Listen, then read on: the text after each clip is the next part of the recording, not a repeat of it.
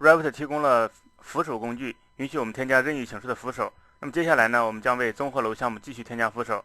我们接 7.3.1 节的练习，我们将在综合楼的室外空调板的位置呢来添加扶手。我们首先呢切换到 F1 楼层平面视图，我们在建筑选项卡楼梯坡道这个面板当中呢提供了栏杆扶手工具。我们单击后面的下拉列表，我们可以看到呢，在 Revit 2013当中提供了绘制路径和放置在主体上两种不同的扶手生成方式。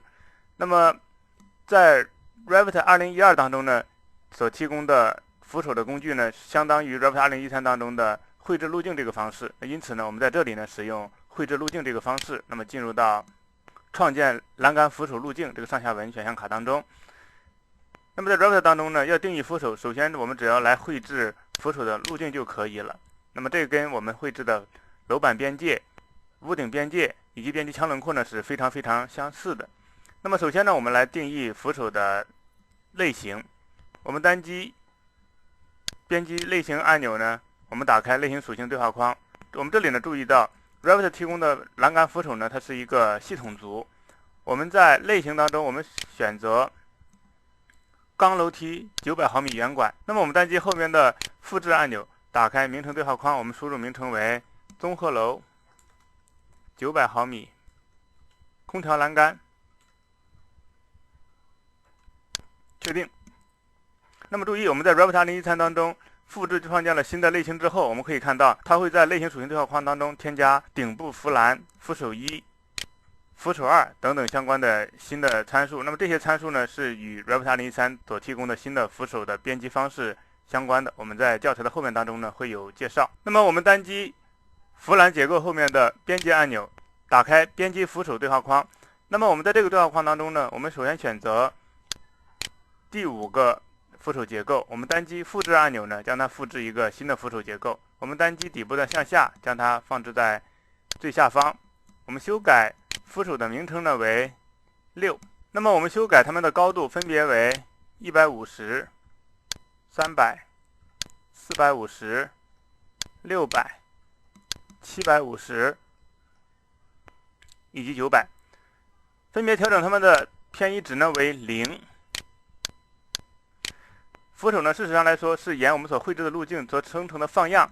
我们在这里呢，只需要指定每个扶手所采用的这个轮廓组就可以了。我们修改第1行的轮廓组呢为公制圆形扶手50毫米。那么我们单击后面的材质浏览按钮呢，我们打开材质浏览器，我们输入不锈钢。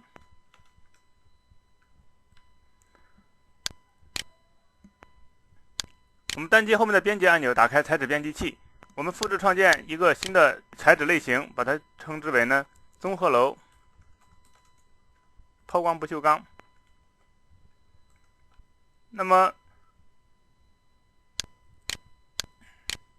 我们将扶手的材质呢全部设置为综合楼抛光不锈钢，单击确定。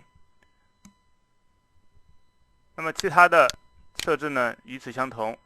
我们这里面之所以要对材质的名称进行重新的命名，是因为我们在后面的材质统计当中呢，我们可以对材质进行更好的区分和类别。那么这材质的名称呢，其实是属于建筑信息模型当中信息的一部分。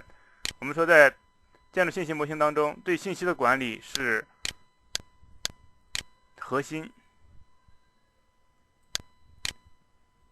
完成之后，我们单击确定，返回到类型属性对话框。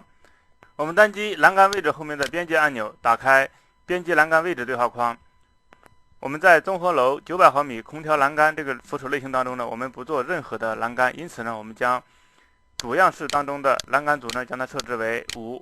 同时呢，我们将支柱这里边的起点支柱呢设置为5，转角支柱呢设置为5，终点支柱呢我们也将它设置为5。那么其他参数保持默认。完成之后呢，我们单击确定，返回到类型属性对话框当中来。我们再来修改栏杆偏移，那么将这个值呢也设置为0。那么注意，由于在 Revit 2013当中呢，新添加了顶部扶栏、扶手1、扶手2这些新的参数，我们在这里呢将所有的类型都设置为5就可以了。确定，返回到路径绘制状态。那么我们首先修改属性面板当中底部偏移这个值呢，我们将它设置为-20。由于我们室外空调的这个楼板呢，它与当前标高呢低了-20，因此呢我们在这里将底部修改为-20。那么我们单机绘制面板当中的直线，我们将要使用直线的方式呢来进行绘制。我们首先在5、6轴线当中呢进行绘制。那么在绘制之前呢，在 Revit 2013当中，它提供了一个预览的选项，我们勾选这个选项，我们设置偏移量呢为400，我们捕捉到转弯处的这个墙体，按空格键呢，我们看到绘制的方向，我们将它捕捉到另外一侧墙体，单击确定。按 ESC 键2次呢，我们退出。我们切换到默认3维视图。由于我们已经勾选了预览的选项，因此呢，我们可以看到我们所生成的扶手的一个样式的预览。那么注意呢，我们预览选项必须在绘制路径之前呢勾选。那么我们绘制完路径之后再来勾选这个预览选项呢 ，Revit 不会显示这个扶手的预览。我们单击确定，完成这个扶手。那么这样呢，我们就可以看到我们所生成的扶手的样式了。我们切换回 F1 楼层平面视图。那么我们选择刚刚所创建的扶手，我们可以使用复制或者是镜像复制的方式呢，将它复制到其他开间。我们这里呢使用镜像复制的方式，勾选选项栏当中的复制选项，我们依次来拾取轴线，将它复制到其他的开间。那么拾取这个中心的位置呢，我们将它复制到另外一侧。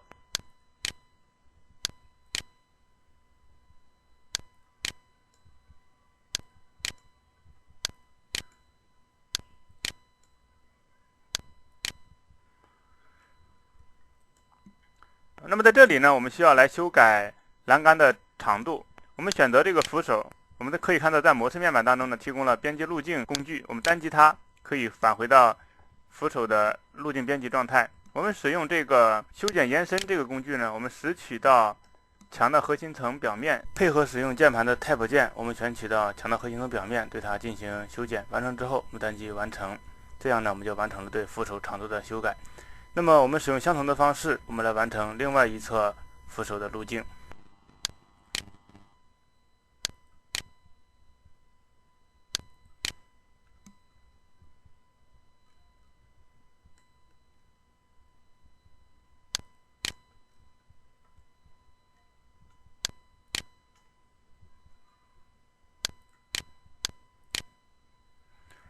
那么我们选择所有的扶手，